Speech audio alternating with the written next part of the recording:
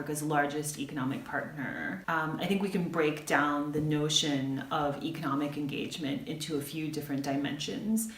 There's trade, there's investment, there's infrastructure financing, there's aid. And when you look at these dimensions, China is already in the top 5 of Africa's external partners on every single dimension. And that's not true of any other country, whether it's the US or the UK or other European countries. There's huge diversity of Chinese business in Africa. Certainly construction and infrastructure is a big business, and that's a significant component. But there's lots of other significant components as well.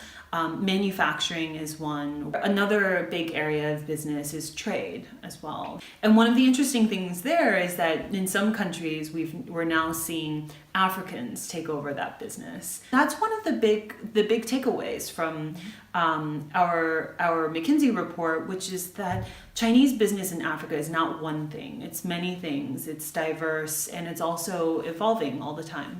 We found that there's a lot more Chinese companies operating in Africa than anybody had thought previously, almost 4 times as many as in the previous databases.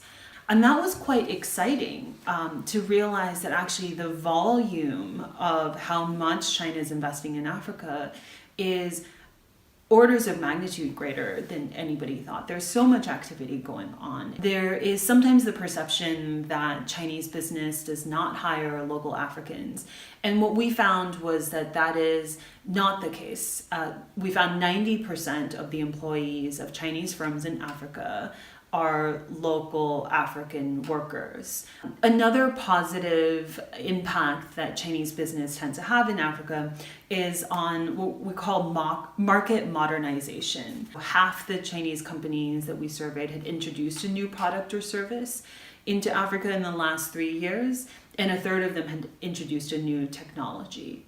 And so that is important because it increases the productivity of African economies. Now, on the negative side, there's a lot of problems as well. One is on managerial employment. It's still fairly low. Another one is on local suppliers. So only half the value of what Chinese firms procure in their supply chains comes from local sources.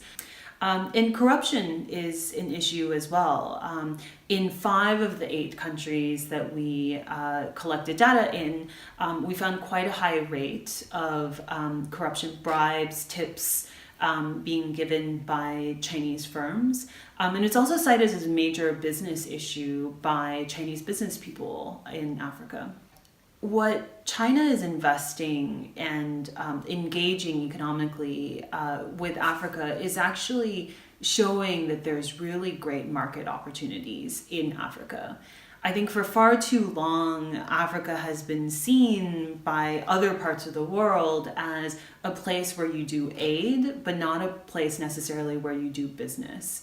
The second thing that I would say is as much as possible to resist the notion that there's some sort of competition with China in Africa.